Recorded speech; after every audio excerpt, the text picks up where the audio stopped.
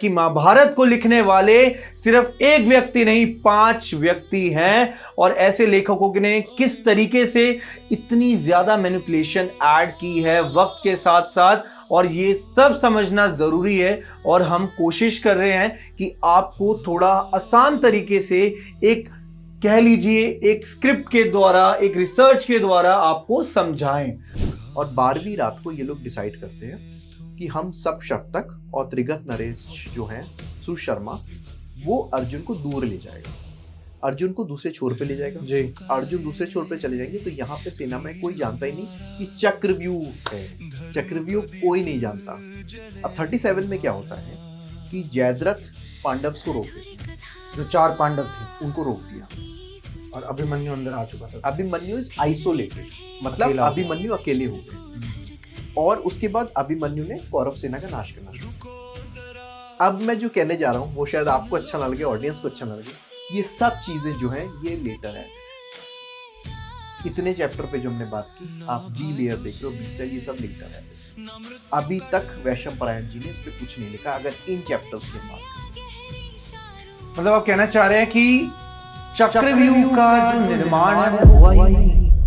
वरुण जी, ये जो आपने बात कही कि दुशासन के बेटे ने अभिमन्यु को मारा, लेकिन कहा तो ये जाता है कि 7 महावीरों ने अभिमन्यु को मारा। देखिए फिल्मों में, टीवी शोज में दिखाते हैं, बिल्कुल आप सही कह रहे हैं, टीवी शोज और उसमें से कर्ण भी था कि तलवार मार दी, पेट में उतार दी और तलवार 7 ने एक साथ घुसेड़ी। दुर्योधन भी था, ऐसा कुछ नहीं हुआ। दुर्योधन अश्वत्थामा भी था। दुर्योधन का युद्ध ही नहीं हुआ है। वरुण जी, मेरे को लगता है कि इस पूरे अध्याय में अगर हम डिटेल में समझें, मेरे को तो ये लगता है कि कहीं ना कहीं अर्जुन का फैसला गलत था, जयद्रथ को मारना था। यहाँ पे अर्जुन ने अपने पर्सनल ऑब्जेक्टिव्स को आगे किए। तो अर्जुन क्यों भागे सुशर्मा के पीछे? क्योंकि आपकी ईगो और पर्सनल ऑब्जेक्टिव्स आ गए। और यही अर्जुन की ईगो में 17वें दिन लिखती है, जब वो युधिष्ठिर को मारने दौड़ पड़ते हैं।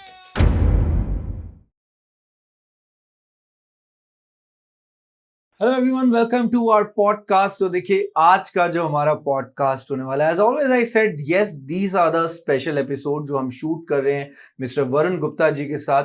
क्योंकि आप सब जानते हैं कि वरुण गुप्ता जी जिस तरीके से चीजों को एक्सप्लेन करते हैं, हमेशा की तरह महाभारत पर, और साथ ही साथ बात करते हैं कुछ प्रूफ्स के साथ। लेकिन मेरी हमेशा वरुण जी से कुछ लड़ाइयां भी रहती है, और वो रहना जरूरी है, क्योंकि मेरा फर्ज बनता है कि मैं हमेशा सही चीजों के बारे में पूछूं, जो हमारी जनता जानना चाहती है, मैं हमेशा उस पर बात करूं। और जैसा कि भी रीसेंट एपिसोड्स में, पार्ट्स में आप लोगों ने देखा कि वरुण जी ने जिस तरीके से बताया कि महाभारत को लिखने वाले सिर्फ एक व्यक्ति नहीं, 5 व्यक्ति हैं। और ऐसे लेखकों ने किस तरीके से इतनी ज्यादा मैनिपुलेशन ऐड की है वक्त के साथ साथ, और ये सब समझना जरूरी है। और हम कोशिश कर रहे हैं कि आपको थोड़ा आसान तरीके से, एक कह लीजिए एक स्क्रिप्ट के द्वारा, एक रिसर्च के द्वारा आपको समझाएं।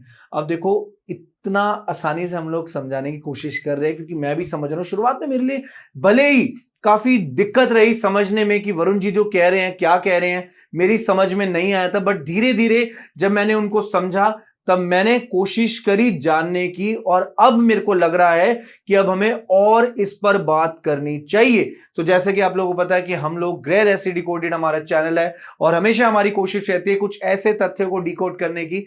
सो यस, बिना किसी देरी के इस पॉडकास्ट को स्टार्ट करते हैं। और मैं जानना चाहूंगा वरुण जी से फिर से, और मैं पूछूंगा इनसे कि जल्दी से हमारी ऑडियंस को चीजें फिर से एक रिकैप के थ्रू एक्सप्लेन कीजिए, और चलते हैं और स्टार्ट करते हैं इस पॉडकास्ट को। वेलकम वरुण सर, कैसे हैं आप? कृष्णा, कैसे हैं? जय श्री कृष्णा। एंड ऑलवेज आपकी एनर्जी हमेशा हाई रहनी चाहिए, क्योंकि जिस टॉपिक पर आप बात करते हैं ना कुछ ऐसा निकल कर आता है जो हमेशा हमारी ऑडियंस या तो फिर गुस्सा हो जाती है, या तो फिर आपको प्रेज भी करती है। तो वरुण जी, आप उन ऑडियंस के लिए बताइए कि एक्चुअल में आज हम क्या कर रहे हैं, सो दैट नई ऑडियंस के लिए आसान हो जाए। देखिए, आज भी हम कुछ चीजों पे पर्दा उठाएंगे, पर क्योंकि हो सकता है कि कुछ नई ऑडियंस जुड़ी हो हमारे साथ, हमारे चैनल पे, तो आज हम एक छोटा सा 5 मिनट का रिकैप लेंगे। ऑडियंस बने रहिएगा जिन्होंने पहले के हमारे एपिसोड्स देखे हैं। हम जस्ट एक रिकैप ले रहे हैं 5 मिनट का, just to make everyone understand कि ये लॉजिक क्या है, और ये पॉडकास्ट किस चीज के बारे में, और ये रिसर्च में हम क्या अनकवर कर रहे हैं और फिर हम आगे चलते हैं। आपके क्वेश्चंस का भी इंतजार वरुण जी, रहेगा। एक चीज ना मैं आपसे फिर कहना चाहूंगा कि पिछली बार ना ऑडियंस ने प्यार तो दिखाया लेकिन काफी आक्रोश भी दिखाया। काफी लोग थे जो सहमत नहीं थे, जो ये तक कह रहे थे कि आपने कहा कि कर्ण पर्व ही एक ऐसा पर्व है जिसमें 95% से चीजें ज्यादा मतलब सही हैं। जी बिल्कुल। सिर्फ कर्ण पर्व में, और लोग तो कह रहे हैं कि आप फिर से कर्ण कर्ण करने लग गए, फिर से कर्ण की प्रशंसा कर रहे हैं, बाकी किसी पर्व पर आपने ढंग से बात नहीं करी। तो क्या कहना चाहेंगे इसके बारे में? देखिए, जो सच है वो प्रस्तुत है, तो चलिए काम करते हैं। आप ही के आज प्रश्न और ऑडियंस का हमेशा सम्मान है, उन्हीं का प्रश्न ले लेते हैं। तो आज हम एक काम करते हैं, हम जल्दी से इंट्रोडक्शन देते हैं, रिकैप, और आज द्रोण पर्व पे बात करते हैं। द्रोण पर्व वन ऑफ माय फेवरेट पर्व्स है, ठीक है। और इसमें बहुत कुछ है जानने का। जैसे द्रोण पर्व में अभिमन्यु के बारे में है, द्रोण पर्व में अर्जुन की प्रतिज्ञा है, द्रोण पर्व में जयद्रथ का यहाँ पे वध है, और जयद्रथ के बाद घटोत्कच है, और घटोत्कच के बाद द्रोणाचार्य की डेथ होती है, फाइनली नारायण अस्त्र अश्वत्थामा, और यही खत्म होता है। तो क्यों ना आज एक काम करते हैं, जल्दी से इस पे बात करके द्रोण पर्व पे ही चलते हैं। प्लीज चलिए। और द्रोण पर्व के बेसिस पे आज हम कई चीजों पे पर्दा उठाएंगे। ये पॉडकास्ट लेकिन बहुत डिटेल में होगा, क्योंकि आपने जो कहा, चलिए आज इसे डिटेल में ही कर लेते हैं प्रॉपरली। एक एक चैप्टर को उठाएंगे और ये देखेंगे इस चैप्टर में क्या था और इस चैप्टर में क्या ऐड हुआ। चलेगा? बिल्कुल चलेगा सर, प्लीज गो अहेड। ठीक है, तो चलिए एक जल्दी से रिकैप करते हैं। हमने अपने पिछले पॉडकास्ट में ये बात करी थी कि जो महाभारत है ये टाइम के साथ इवॉल्व होता रहा। ये पहले एक काव्य था और इसके बाद फाइनली ये संहिता बन गया। अगेन हमारा अभिप्राय, मोटिव किसी की फीलिंग्स को हर्ट करना नहीं है, ना हम ये कह रहे हैं ये सच है या झूठ है। कई लोग अपने पॉडकास्ट में कहते हैं ये सच है वो झूठ है, मेरा ऐसा कोई इरादा नहीं। मैं सिर्फ आपको बताऊंगा कि ओरिजिनल में क्या था, उसके बाद क्या ऐड हुआ और किसने ऐड किया। बस यहीं तक हमारा स्कोप है। हम किसी की भावना को ठेस नहीं पहुंचा रहे, और सबसे बड़ी बात, हम यहाँ पे नहीं कहेंगे सच है या झूठ है जी, ठीक। सिर्फ हम लॉजिक पे बात करेंगे और ग्रोथ पे बात करेंगे। ये पॉडकास्ट महाभारत ग्रोथ पे है। दैट्स अ ग्रेट वर्ड जो आपने यूज करा, प्लीज बताइए। तो हम सबसे पहले इस टेबल को, जो ऑडियंस देख पा रही, क्विक रिकैप करते हैं। यहाँ पे 5 स्टेजेस में हम पूरा महाभारत कवर हुआ है। स्टेज 1 हमने लिया, जिसको हमने ए नाम दे दिया, या लेयर या स्टाइल, इसको मान के चलिए। इस पूरे पॉडकास्ट में हम स्टाइल का नाम लेंगे, तो स्टाइल यहाँ पे ए, अल्फा, बी, सी, बीटा हो सकता है। तो स्टाइल को याद रखिएगा, और स्टाइल के साथ हमने लिखा कि किस बंदे ने उसको लिखा है, किस आचार्य, किस मुनि, किस ऋषि ने लिखा है। जी। तो ए हमने दिया वैशंपायन जी को, जो कि कोर भारत नैरेटिव है और अर्लीस्ट रिकवरेबल भारत है। तो जो लोग ये कहते हैं कि वेद व्यास महाभारत, तो अनफॉर्चुनेटली वेद व्यास महाभारत रिकवरेबल नहीं है। उसके कुछ अंश मिले हैं, लेकिन एग्जैक्ट वेद व्यास महाभारत के अंश पूरी तरह से हमारे पास नहीं है। तो हमने यहीं से शुरुआत की वैशंपायन जी से, जो कि कोर भारत नैरेटिव बना। Got it. उसके बाद हमने स्टाइल को लिया अल्फा, जो कि सूत जी ने इसको ऐड किया। अच्छा, क्या ऐड किया वो भी हम देखेंगे आज के पॉडकास्ट में द्रोण पर्व के बेसिस पे, क्योंकि हमारा काम है पर्व बाय पर्व इसको समझना। जी बिल्कुल। अगर मैं सिर्फ छू लूं कि सूत जी ने ये ऐड किया, तो लोग शायद समझ नहीं पाएंगे, क्योंकि क्या होता है कि हमें सबके साथ चलना है। बिल्कुल सही वरुण जी, बिल्कुल सही। अगर हमने जल्दी की तो हो सकता है कई लोग ऐसे हैं श्रोतागण जिनका सम्मान है, जिनको हो सकता है उतनी जानकारी ना हो कि किस पर्व का नाम क्या है और किस पर्व में क्या हुआ है, तो उसी को हम आज लेके चलेंगे। इसके बाद सूत जी के पुत्र थे सौती, उन्होंने बी स्टाइल पे काम किया। अच्छा, ये नाम मैंने दिए हैं, ये कोई रिसर्च नहीं है। हम डिफरेंशिएशन करने के लिए ए सबसे पहले था, फिर अल्फा आया, फिर बी आया, फिर सी आया, और फाइनली बीटा। अच्छा, ये जो बंदा मैंने यहाँ पे लिखा है, या ऋषि मुनि है, ये कोई ऋषि मुनि एग्जिस्ट नहीं करते, ये पर्व संगाकारा है। पर्व संगाकारा मतलब जिन्होंने पूरा कंपाइल किया है महाभारत को, इस पूरे ए, अल्फा, बी और सी को कंपाइल करा, और कुछ अपने लेटर एडिट है, इसलिए मैं लिखा एडिटोरियल अरेंजमेंट। इन्होंने एडिट करा, उसको कंपाइल किया, बिकॉज सारी चीजों को बेसिकली इन चारों को कंपाइल करके कुछ अपने ऐड भी किया। ऐसा समझिए कि 4 लोगों ने एक फिल्म शूट करी, उसको फिर हम मर्ज करके एक मूवी बना दी। Got it. वो पर्व संघकारा द्वारा लिखी गई है, वो हमने उनको नाम दे दिया क्योंकि अज्ञात है। पर्व संघकारा मींस जिन्होंने पर्व को संग्रह किया है, जिसका ये एक्चुअल अर्थ हुआ। ठीक है, ये मैंने उनको नाम दे दिया हम लोगों ने, क्योंकि इनका नाम अज्ञात है, माफी चाहूंगा। जो नहीं है वो प्रस्तुत नहीं है। बहुत सुंदर। ठीक है, तो हम आज इसी पे बात करेंगे। ठीक है, वरुण जी, जल्दी से हम द्रोण पर्व पर चलते हैं और चीजों को समझते हैं थोड़ी डिटेलिंग में।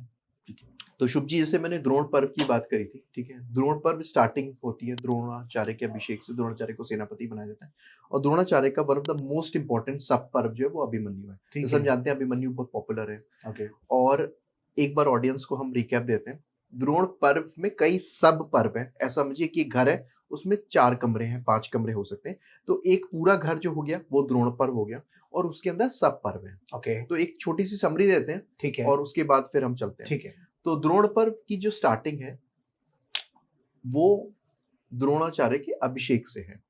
मतलब बेसिकली जो भीष्म है उनको शैया लग गई है, भीष्म वध पर्व वहां पे खत्म होता है, कर्ण को उनका आशीर्वाद मिल गया।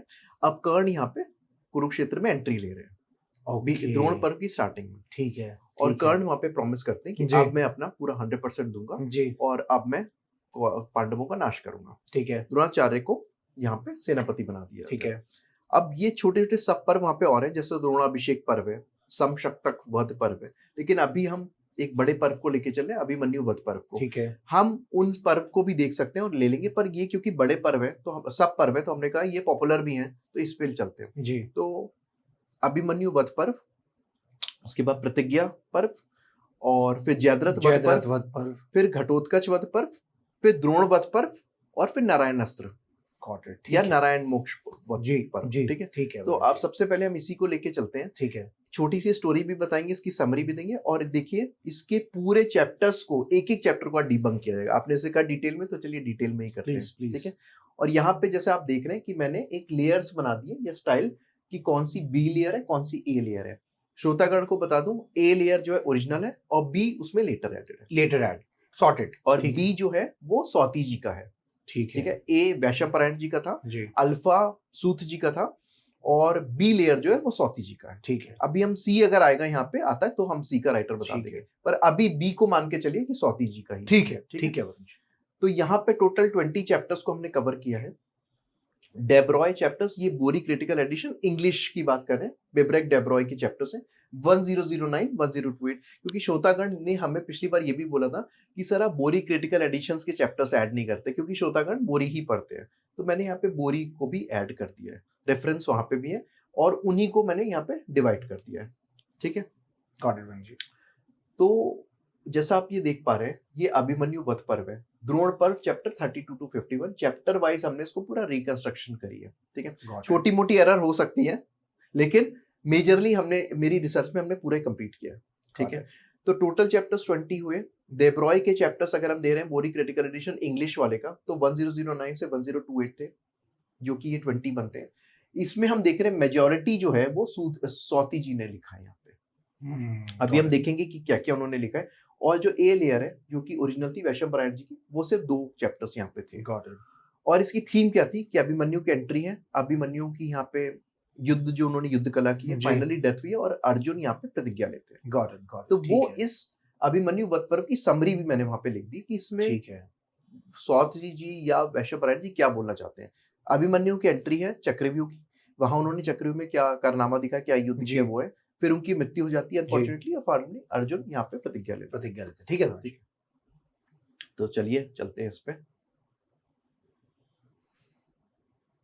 तो जैसा हम देख रहे हैं यहाँ पे मैंने चैप्टर्स को ब्रेक डाउन किया। अब हम एक एक चैप्टर लेंगे और उसकी समरी देखेंगे। ठीक है।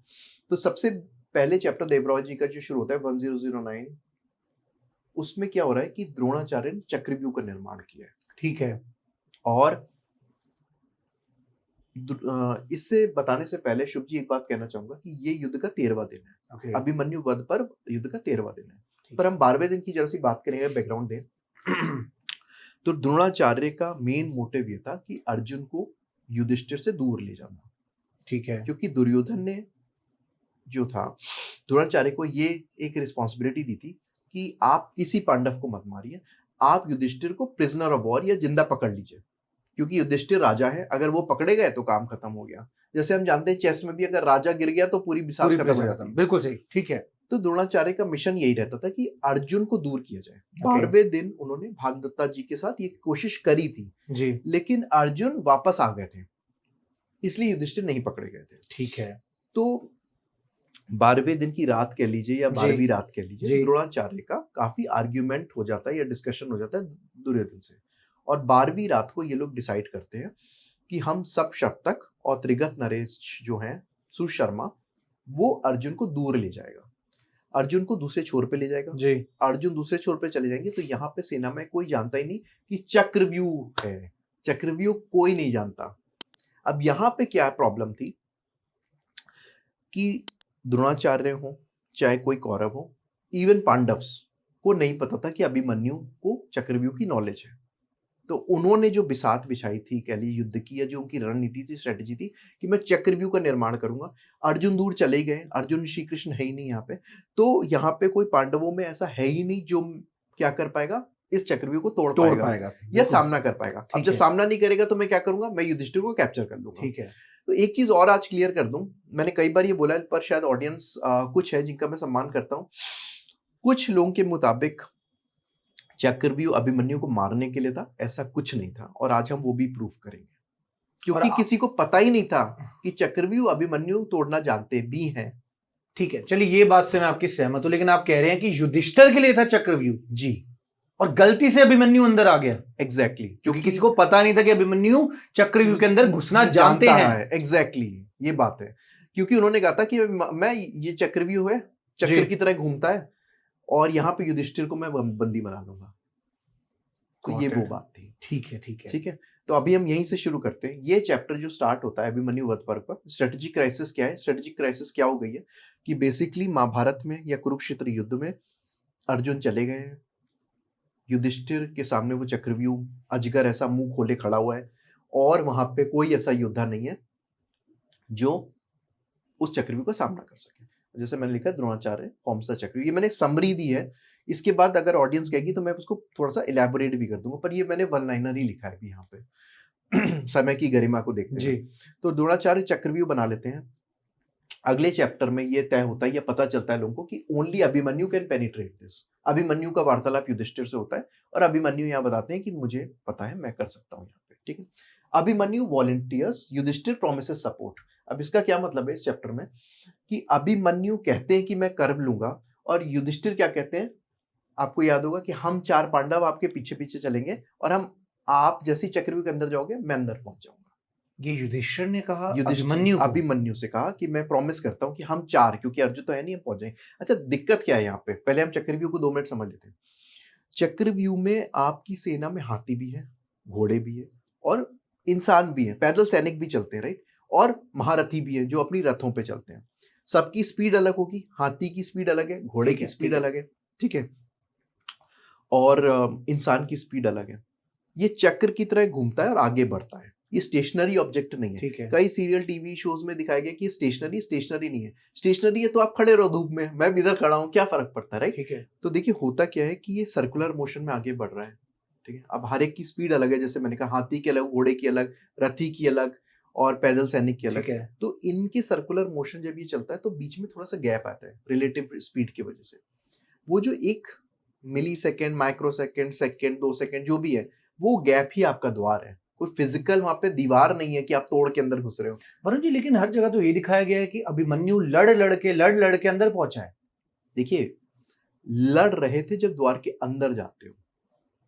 जैसे मान लीजिए आप एक द्वार के अंदर आ गए, वहां के लोग आपसे लड़ेंगे, पर एंट्री तो कहीं से लोगे ना। वो एंट्री पॉइंट आपका जो है वो गैप है बेसिकली। ठीक है, there is no physical door, मतलब मैं ये कह रहा हूं कोई वैसा द्वार नहीं है कि द्वार है। इसीलिए वहां पे जो है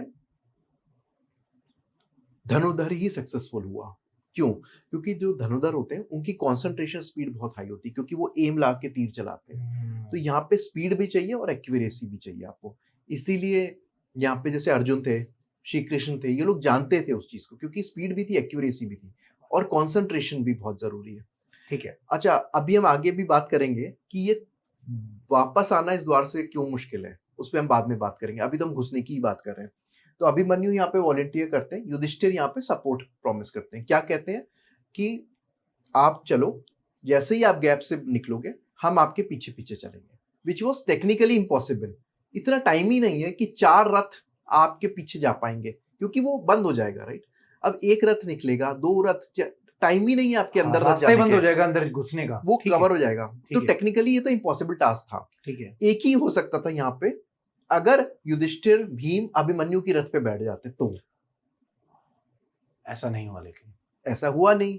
क्या हुआ कि आप रथ लेके चलो, हम पीछे पीछे आपके साथ चलते हैं, which was an incorrect move strategically. माफी चाहूंगा, मेरे हिसाब से तो स्ट्रेटेजिकली, क्योंकि इतना टाइम ही नहीं है, कोई वेट नहीं करेगा कि आपकी रथें आ गई तो मैं रुक जाऊंगा। वो लोग तो अपना बढ़ ही रहे ना चक्र की तरह। बिल्कुल सही। तो हो सकता है कि अगर वो उसके रथ पे बैठ जाते तो शायद बच जाता। चलिए आगे देते हैं। अब यहाँ पे देखिए, इनके जो रथ चलाने वाले सारथी थे, विच इज अ चैरियटर और ड्राइवर, उनका नाम सुमित्रा था। वो मना करते हैं इनको इस चैप्टर में। ही इज वार्निंग हिम कि भाई मत जाओ, हम लोग वापस नहीं आएंगे सर। अभिमन्यु को वार्न किया वार्न गया के था। ऐसा समझिए, आपका ड्राइवर गाड़ी चला रहा है, सामने कह रहा है खाई है सर, आप कह रहे हो गाड़ी कुदा दो, वो क्या कहेगा आपसे कि सर मत करो, नहीं बचेंगे। मौत है सीधा। तो अभिमन्यु कहता नहीं, हम करेंगे। ठीक है, तो अभिमन्यु ने यहाँ पे कर दिया। अभिमन्यु चक्रव्यूह के अंदर गए, ठीक है, और यहाँ पे अभिमन्यु ने युद्ध करना शुरू कर दिया। ये अभिमन्यु का युद्ध शुरू हो गया 36वें चैप्टर में, 36 में। अब 37 में क्या होता है कि जयद्रथ पांडव्स को रोक देते हैं। जो 4 पांडव थे उनको रोक दिया, और अभिमन्यु अंदर आ चुका था। अभिमन्यु इज आइसोलेटेड, मतलब अभिमन्यु अकेले हो गए। जो जैसे मैंने गाना भी लिखा है अभिमन्यु पे, वो वही हुआ है यहाँ पे कि अभिमन्यु अकेले हो गए, क्योंकि ये बहुत ही रॉन्ग मूव थी। हो सकता है जल्दी जल्दी में, डेस्परेशन में उन लोगों ने सोचा नहीं हो, और इसीलिए एक्सपीरियंस कम आता है। अगर यहाँ पे भीष्म होते या द्रोण होते आपके साथ, तो आपको स्ट्रेटेजिकली समझाते कि भाई 4 रथ अंदर नहीं जा पाएंगे, तुम्हारी स्ट्रेटेजी। अब क्योंकि वहां पे कोई बड़ा नहीं होता, इसलिए कहते हैं घर के बड़े होने चाहिए आपके साथ। सब सेम एज ग्रुप के ही थे ना, छोटे बड़े। युधिष्ठिर भीम में 2-3 साल का ही फर्क होगा, उससे ज्यादा क्या ही फर्क था। तो इसलिए यहाँ पे क्या हुआ कि जयद्रथ ने पांडवों को रोक लिया, और अभिमन्यु जो थे अकेले पड़ गए। और उसके बाद अभिमन्यु ने कौरव सेना का नाश करना शुरू किया। अब मैं जो कहने जा रहा हूं वो शायद आपको अच्छा ना लगे, ऑडियंस को अच्छा ना लगे। ये सब चीजें जो हैं ये लेटर एडेड है। इतने चैप्टर पे जो हमने बात की, आप बी लेयर देख रहे हो, बी स्टाइल, ये सब लेटर एडेड है। अभी तक वैशंपायन जी ने इस पे कुछ नहीं लिखा, अगर इन चैप्टर्स की हम बात कर रहे हैं। मतलब आप कहना चाह रहे हैं कि चक्रव्यूह का जो निर्माण है वो हुआ ही नहीं। चक्रव्यूह का निर्माण हुआ है, जिसपे हम आगे बात करेंगे, पर ये जो चैप्टर्स हैं जो अभी मैंने एक एक समरी आपको बताई है, ये वैशंपायन जी ने कभी डिस्क्राइब ही नहीं किया ओरिजिनल नरेशन में। वरुण जी बहुत बड़ी बात कह रहे हैं आप ये। दिस इज अगर आप ये एक तरीके से ये बता रहे हैं, लेटर एडेड का मतलब ये है कि बाद में जोड़ी गई हैं चीजें, बाद में ऐड, और किसी ने पर्सनली इन चीजों को क्रिएट किया है। मैं नहीं कहूंगा पर्सनली क्रिएट किया, पर इन चीजों को एक्सपैंड किया है बेसिकली। Okay. जैसे मान लीजिए आप एक बुक लिखते हैं 15 पेज की जी, उसको मैं 60 पेज की बना दूं, तो अगेन जैसे मैंने कहा, मेरा यहाँ पे कोई स्कोप नहीं है कि मैं कहूँ ये गलत है, ये झूठ है, सच है, पर मेरा काम है सिर्फ ये बताना है कि ये ओरिजिनल मैन्युस्क्रिप्ट का कभी पार्ट नहीं था। बट ये तो लोग फॉलो करते हैं, इसको ही समझते हैं, ये स्टोरीज है जो है सत्य घटना पर आधारित है, सब कुछ तो हुआ है। ये बाद के चैप्टर्स में है, अभी हम उस पर चलते हैं, पर ये चैप्टर्स अभी जो हमने पढ़े ये कभी हुआ नहीं। मैं माफी चाहूंगा, मेरा मतलब है कि कभी, मैं आपसे ये कहना चाहूंगा शुभ जी कि ये चीजें जो है ये लेटर है, सही झूठ नहीं है, सही गलत हुआ है या नहीं हुआ ये भी नहीं ये पता। हमें नहीं पता, लेकिन ये एडेड है। अभी हम आगे चल के देखते हैं कि हम इसे लेटर एडेड क्यों कह रहे हैं। चलिए ठीक है, अभी तक हम ये क्लियर है कि यहाँ पे अभिमन्यु ने नाश करना शुरू कर दिया कौरव सेना का, और ये काफी डिस्क्राइब किया गया है कि उन्होंने कई लड़के मार दिए, कई कौरव वीरों को मार दिया, वो सब यहाँ पे शुरू हो गया है। अलग चैप्टर में या नेक्स्ट चैप्टर में ही डिफीट सक्सेसिव वॉरियर्स, यहाँ पे आपने कहा कई वॉरियर्स को उसने मार डाला, हरा दिया, कई लोग भाग भी गए, ये सब यहाँ पे हुआ है। कोऑर्डिनेटेड अटैक्स बिगिन, मतलब अब कौरव सेना समझ गई कि कोई वीर अंदर आ गया तो वो कोऑर्डिनेट करके युद्ध कर रही है, आपस में कोऑर्डिनेशन हो गया है।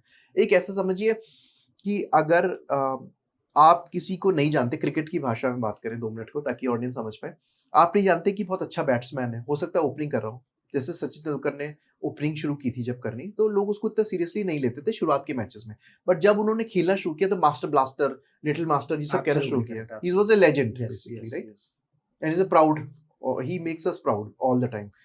तो इसीलिए कोऑर्डिनेशन शुरू हो गया, क्योंकि यहाँ पे एक तरह से आप समझ लो कि समझ गए कि मास्टर ब्लास्टर है, तो ये कोऑर्डिनेटेड अटैक।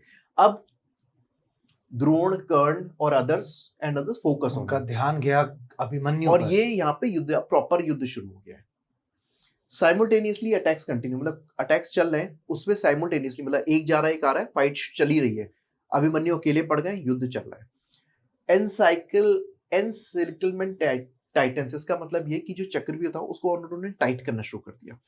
अगर जो गैप था तो जो परसेप्टर थे या जो द्रोणाचार्य थे उन्होंने ये कहना शुरू किया कि भाई इस गोलाकार जो आकृति है चक्रव्यूह, उसको टाइट करो, रिलेटिव स्पीड को खत्म करो ताकि गैप ना आए, ताकि द्वार ना है। क्यों? क्योंकि जयद्रथ ने उन सबको रोक रखा है।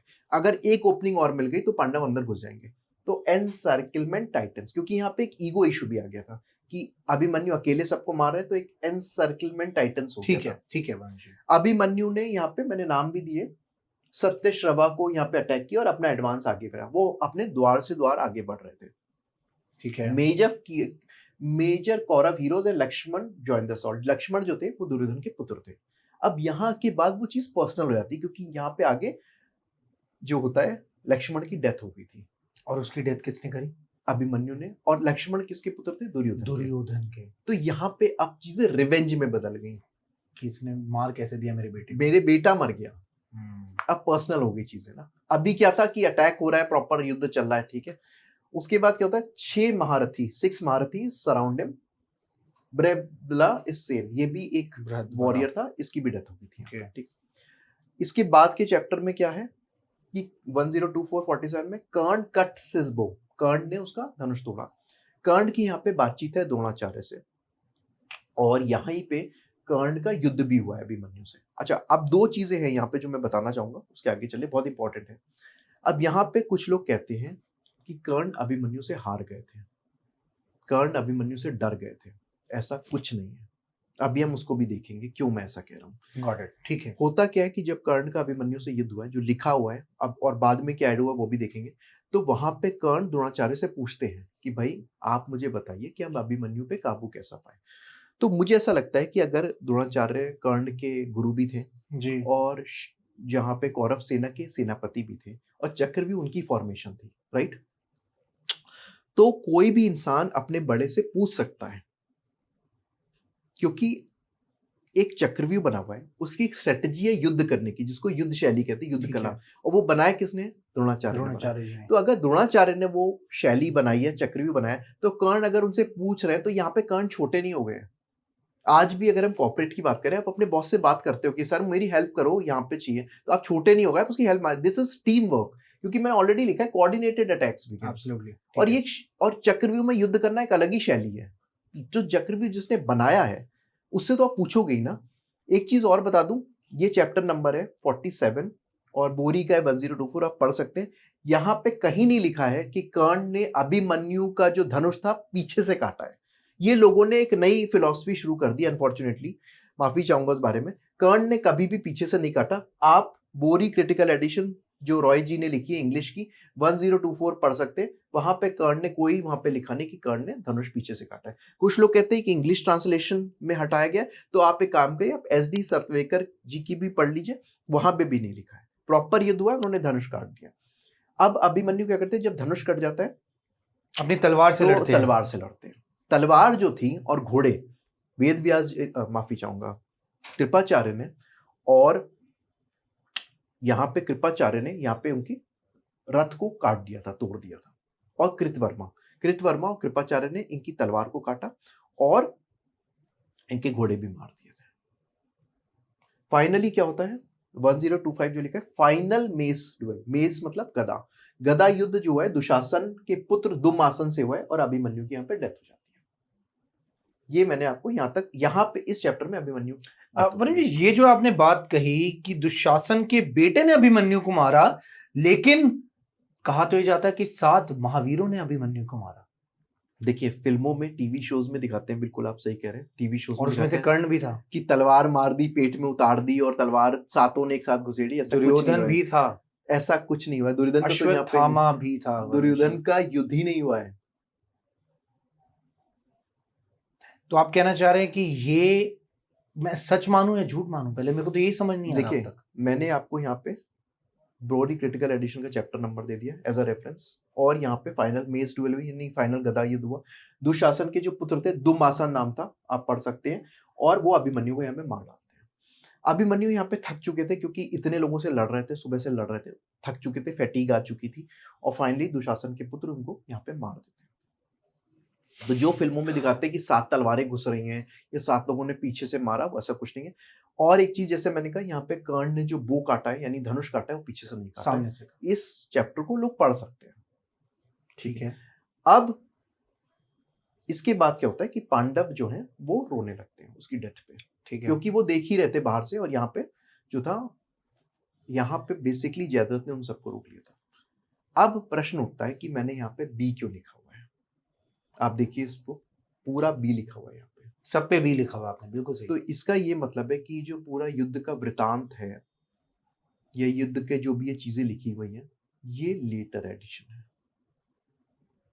बाद में जोड़ी ये वैशम पारायण जी ने कभी इसको लिखा ही नहीं, क्योंकि महाभारत जो है भारत के नाम से थी पहले, और उसमें 24,000 श्लोक थे। यह हम पहले भी डिस्कस कर चुके हैं। 24,000 श्लोकों में इनका कोई जिक्र नहीं था। अब प्रश्न ये उठता है कि ये क्यों ऐड किया गया, सबके मन में उठेगा, पहली बात तो ये।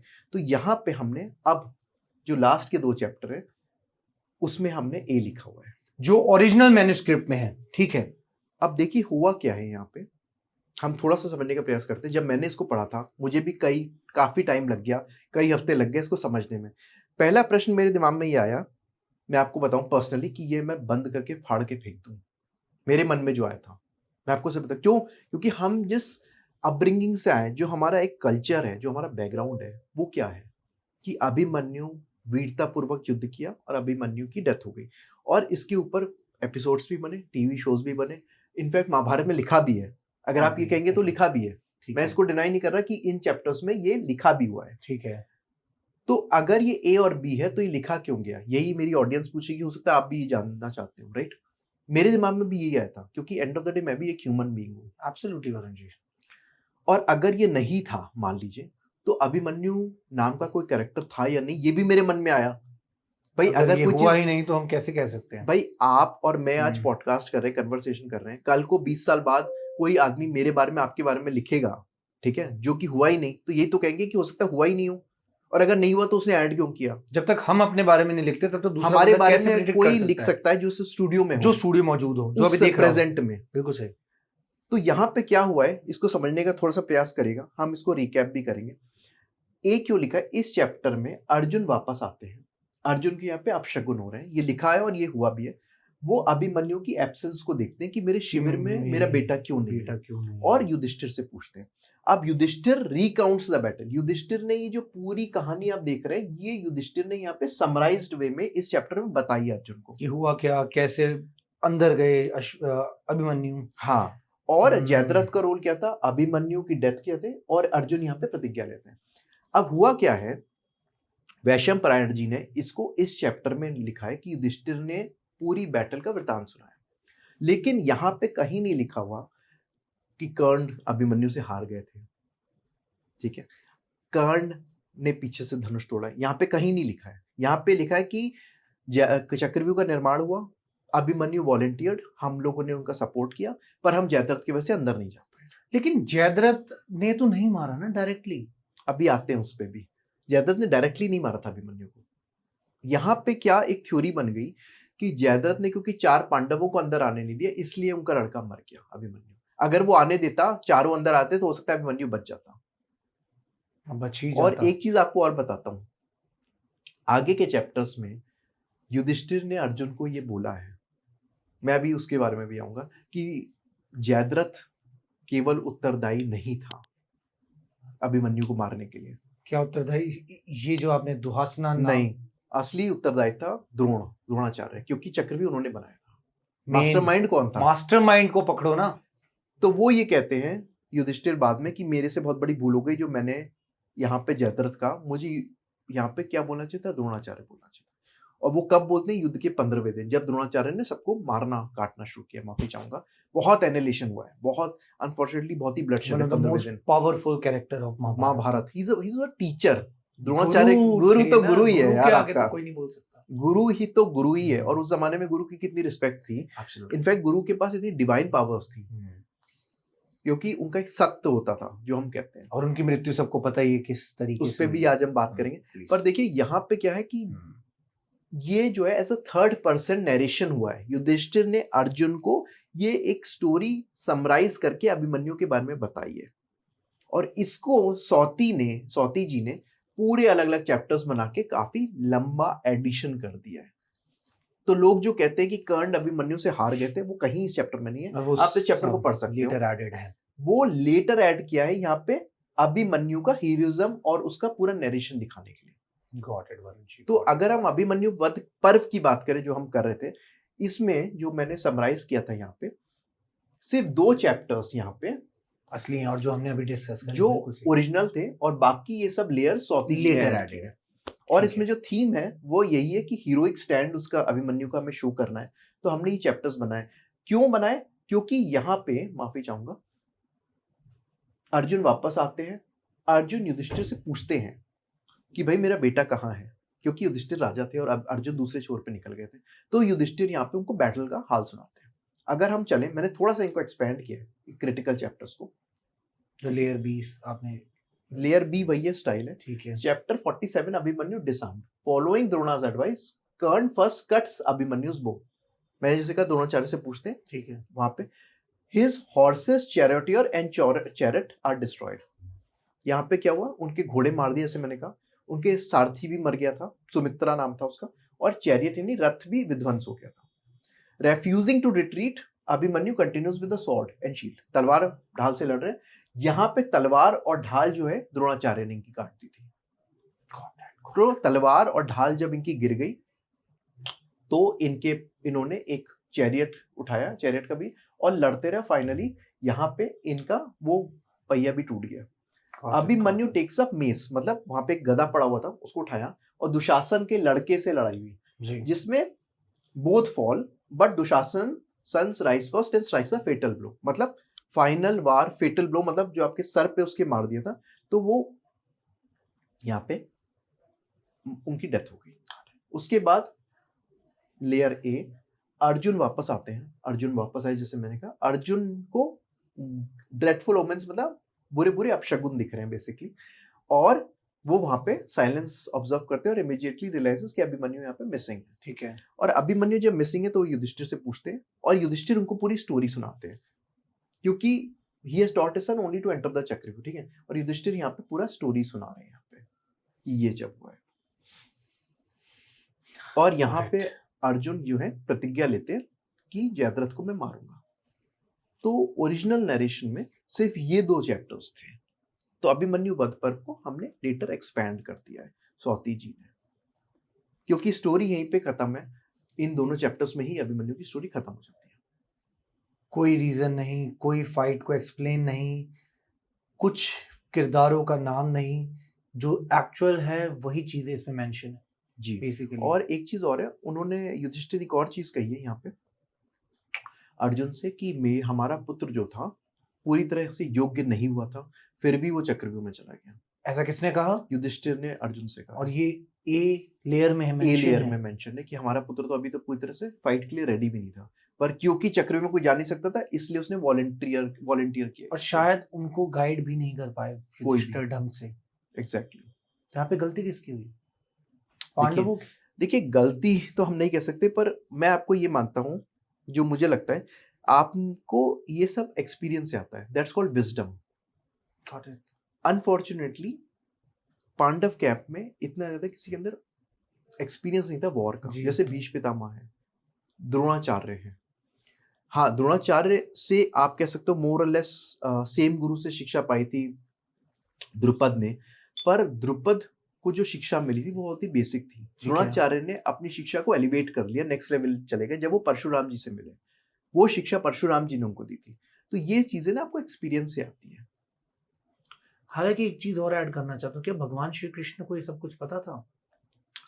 देखिए अगर हम बी लेयर पे जाते तो हाँ पता था उनको, कहीं ना कहीं अंदाजा था। लेकिन ए लेयर में कहीं मेंशन नहीं है उनका। ए लेयर में मेंशन नहीं है कि भगवान, ना ही कोई वार्तालाप मेंशन है, कुछ कन्वर्सेशन मेंशन नहीं है। वो नेक्स्ट चैप्टर्स में है। इसके बाद प्रतिज्ञा सब पर्व आएगा, अर्जुन ने जो बोली है, प्रतिज्ञा ली है, और उसके बारे में जो बात करी है उसमें भी हम रहस्य हैं कई, वो निकालेंगे। और मैं जानना चाहूंगा वरुण जी वो, लेकिन मैं आपसे बात करूं, दिस नथिंग पर्सनल, यहाँ पे मैं किसी के सेंटिमेंट्स को हर्ट नहीं कर रहा। इनफैक्ट मुझे भी ये बहुत ही बकवास लगा था जब मैंने शुरुआत में रिसर्च करनी शुरू की। मुझे लगा हो सकता है पूरा गलत हो, क्योंकि हम बचपन से पढ़ते आ रहे हैं, मैं भी उसी बैकग्राउंड से आया हूं। इस पे विश्वास करना अभी भी कठिन हो रहा है मेरे लिए, क्योंकि यहाँ पे जैसे हमने बात करी थी, स्टाइल, लिखने के स्टाइल में फर्क है, और हमने यहाँ पे अनुस्तुप मीटर का यूज किया है।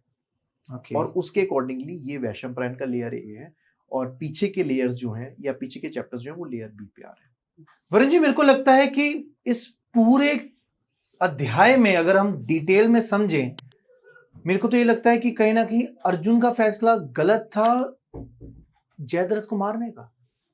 देखिए यहाँ पे दो चीजें हुई हैं उस दिन, अभी हम जयद्रथ की बात करेंगे।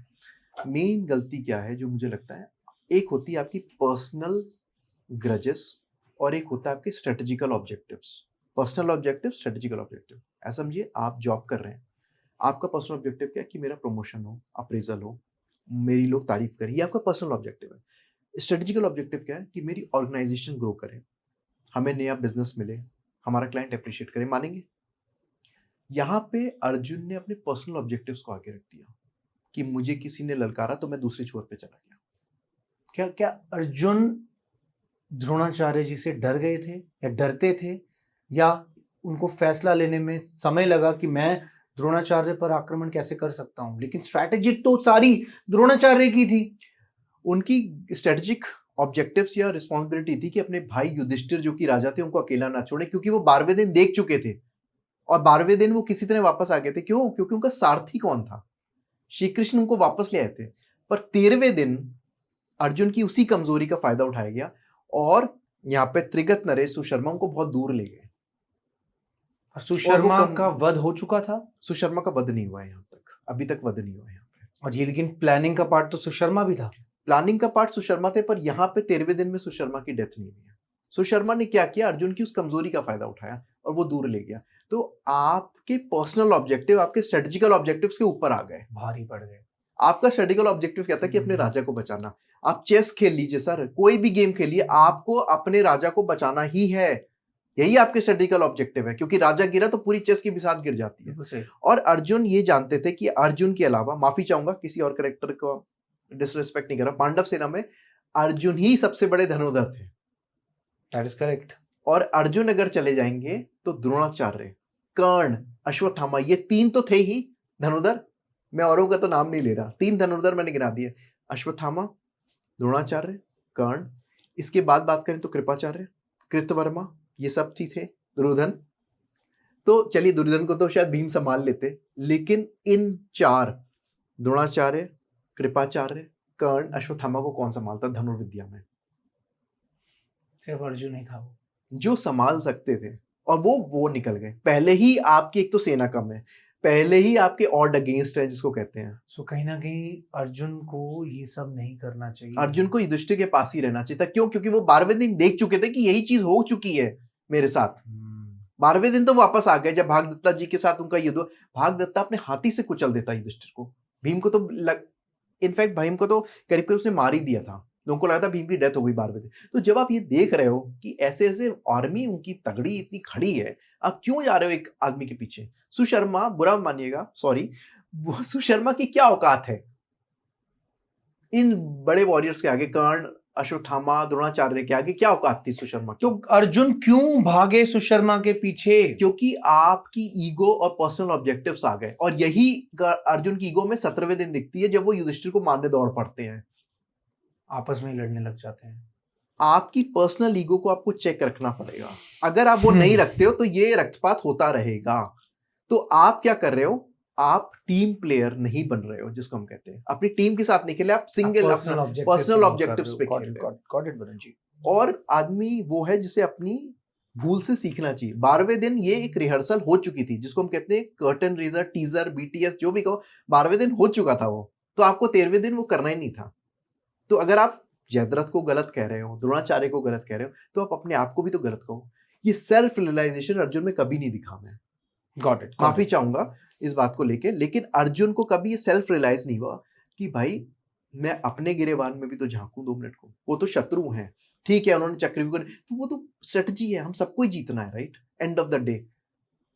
Got it Varun ji. चीज़ों को थोड़ा और डिटेल में समझना चाहूंगा मैं, क्योंकि कहीं ना कहीं अर्जुन को लेके मेरे मन में कई सवाल है, अभी भी आ रहे हैं, लेकिन मैं चाहूंगा कि आगे जो हम अर्जुन ने जो प्रतिज्ञा ली उसको भी थोड़ा डिटेल में समझते हैं। क्योंकि देखिए अर्जुन के बारे में हमेशा ही हम बहुत अच्छा सुनते आ रहे हैं, काफी चीजों को समझ रहे हैं, लेकिन जब मैं इन चीजों को समझता हूं तब मेरे भी थॉट्स कहीं ना कहीं डगमगा रहे हैं।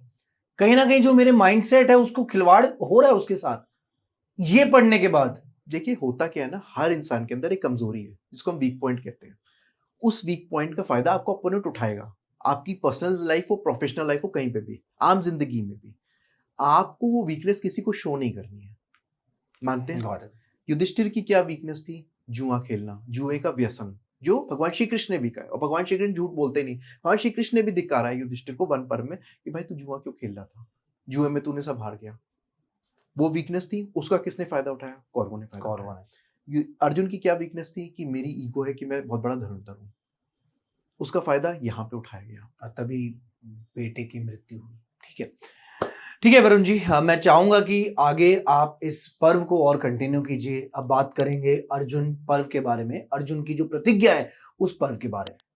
तो ठीक है वरुण जी, साथ ही साथ जयद्रथ पर्व को भी हम कवर करेंगे और अर्जुन की प्रतिज्ञा पर्व पर भी बात करेंगे और देखते हैं, समझते हैं पांडवों का भी विचार क्या रहा, पांडवों ने किस तरीके से स्ट्रैटेजी बनाई आगे after the death of Abhimanyu.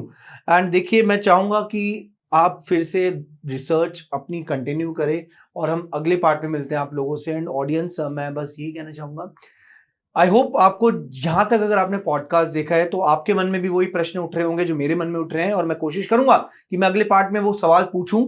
और जो भी आपके डाउट्स हैं आप कमेंट कर सकते हैं। एंड यही हमारा फर्ज बनता है हमेशा कि फैक्ट्स पर बात करना, रिसर्च पर बात करना। एंड मैं अपने आप को भी बहुत ज्यादा, कह लीजिए, एक अंदर से मेरे को अच्छी फीलिंग्स आती हैं, बहुत पॉजिटिव फील करता हूं जब मेरे को महाभारत में कुछ ऐसी बातों का पता चलता है। देखिए, दिखाते अलग हैं, सिचुएशन अलग है। अभी जैसा कि वरुण जी से बात हुई कि काफी मूवीज में, काफी ऐसी सीरीज हैं जहां पर अभिमन्यु की डेथ के बारे में जो चीजें बताई गई, लेकिन हमें विश्वास सिर्फ उसी पर करना है जो लिखा हुआ है, जो मौजूद है, जो स्क्रिप्ट्स मौजूद हैं, जो मैंने बस यही कहना चाहूंगा कि मैं भी अभी कुछ थोड़ा बहुत अटक भी रहा हूं क्योंकि मेरे माइंड में इतनी ज्यादा डाउट्स क्रिएट हो चुके हैं। तो क्लियर करते हैं अगले पॉडकास्ट में। This is Shubhi signing off from our podcast, and again thank you so much Varun ji for sharing such insightful thoughts on Mahabharata. Thank you everyone. जय श्री कृष्ण। जय श्री कृष्ण। सो अभी ये सारे जो आप देख रहे हैं, ये सब कुछ लेटर एडेड है, मीन्स सत्य भी हो सकता है लेकिन असत्य भी हो सकता है। यहाँ पे धृतराष्ट्र को एंजाइटी दिखाई है, धृतराष्ट्र दुखी हो जाते हैं अभिमन्यु की डेथ पे, कि बहुत दुखी हो गए, और उनको ये भी डर है कि वो कैसे अर्जुन को फेस करें सारे कौरव। कर्ण और भीम का युद्ध हुआ कहाँ है वो अभी हम देखेंगे कि कर्ण और भीम के युद्ध की सच्चाई क्या है। आज सबके सामने विद प्रूफ दूंगा, उसको देखते रहिएगा। तो अर्जुन के बाद कौन है? सात्यकी है, सात्यकी के बाद भीम, और ये कौन? इसीलिए मैंने ये कहा था कि भीम और कर्ण का कभी युद्ध हुआ ही नहीं, क्योंकि ये सारा किया गया। और वही मैंने प्रूफ कर दिया यहाँ पे कि कर्ण भीम से हारे नहीं, क्योंकि कभी युद्ध ही नहीं हुआ है। और अगर युद्ध हुआ था तो 17वें दिन कर्ण कैसे भीम को दौड़ा दौड़ा के भगाते हैं, इस बात को कैसे प्रूफ करेंगे आप? अगर भीम यहाँ पे कर्ण को हरा रहे थे तो 17वें दिन क्या हुआ? फिर आप 17वें दिन की बात ही नहीं करते हो, आपको सिर्फ 14वां दिन याद आता है। देखिए, बात तो सीधी सी यही है ना कि 17वें दिन का तो कोई मतलब ही नहीं, क्योंकि अगर भीम इतना ताकतवर है तो आई गेस 17वें दिन तो भीम को लड़ना चाहिए था। भगवान श्री कृष्ण की भी आवश्यकता नहीं थी आने के लिए। तो श्री कृष्ण को फिर कवच कुंडल भी नहीं उतरवाने चाहिए थे। क्यों ही उतरवाते जब कर्ण में ताकत ही नहीं है? जब कर्ण भीम से ही हार रहा है तो कर्ण से भयभीत होने की वजह क्या रही? Karna disable Bhim chariot, Bhim continues fighting on foot with sword, मतलब कर्ण ने भीम को रथहीन कर दिया है और वो बेचारा सड़क पे खड़ा हुआ है हाथ में तलवार लेके। ये कौन बताएगा? क्योंकि ये वैशम पारायण जी का टेक्स्ट है और कभी शायद ये मूवीज में भी नहीं दिखाया। वैशम पारायण जी ने सच्चाई लिखी है, ये यहाँ पे एडेड है, ये लेटर एडेड है।